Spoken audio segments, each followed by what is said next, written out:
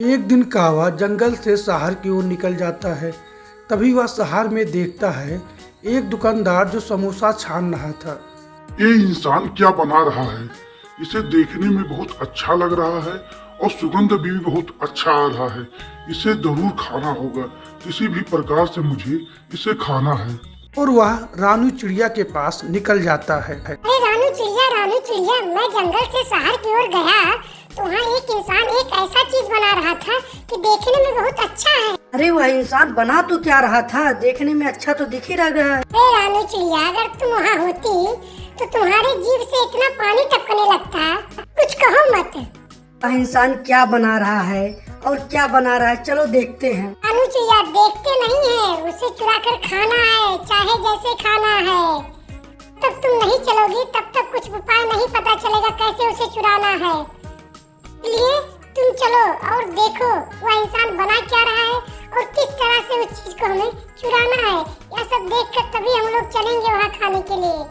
अच्छा ठीक है, चलो मैं देखती हूँ वह इंसान बना क्या रहा है, लेकिन वहाँ तुम देखना, कुछ कहना मत। चलो अब चलते हैं। रानू चिड़िया देखने के लिए चली जाती है। वह पेड़ के ऊपर जाकर सारी चीज को देखती है और कौवा बगल के गेट पे खड़ा होकर देखता है कि वह इंसान जाता है और किस जगह पे जाता है।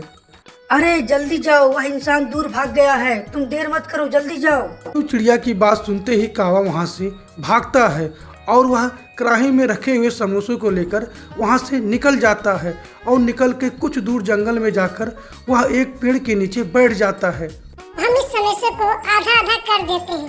लो, आधा तुम खाओ और आधा मैं खाता हूँ। अरे मुझे मूर्ख मत समझो, ये आधा कहाँ है? मुझे तो एकदम थोड़ा से दी हो, तुम ढेर सारा ली हो। को तुम्हें छोटा सा दी हूँ, अगली बार तुम्हें मैं ढेर दे दूंगा, अभी तुम थोड़ा सा ही खा लो। रानू चिड़िया यह सोच लेती है कि अगली बार मुझे ढेर मिलेगा।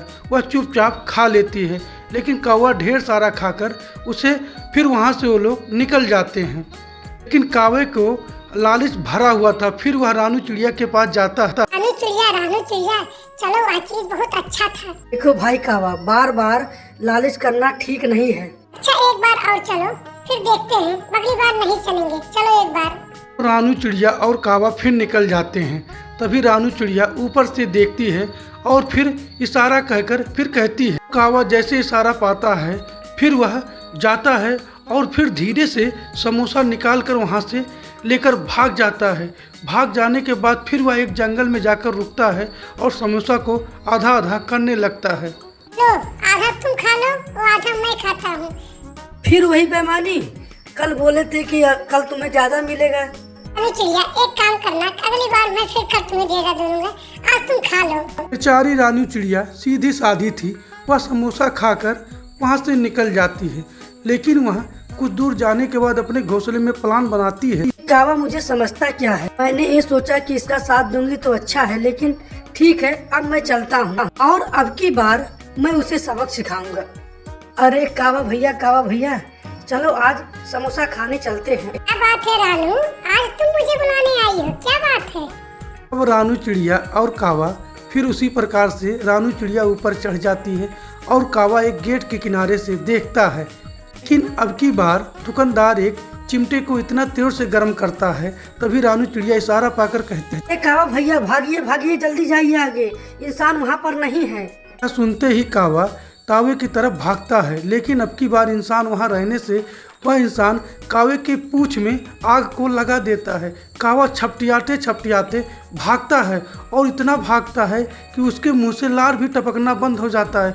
रानू चिड़िया भी उसके पीछे पीछे भागती है। रानू चिड़िया, मेरी पूंछ को बचा लो, मैं बहुत दर्द से कांप रहा हूँ, मुझे बचा लो।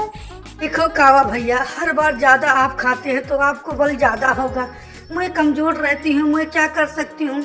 तुम अगर मुझे खिलाई होती तो मैं ताकतवर होता, मैं आपको बुझा देता। कौवा करे तो करेगा, वह नदी के किनारे जाता है और उसमें डुबकी लगाकर अपनी आग को बुझाता है। दोस्तों, मेरी छोटी सी कहानी में अगर आप लोग को कुछ सीख मिली हो तो मेरे इस वीडियो को लाइक और चैनल को सब्सक्राइब जरूर कर दीजिएगा।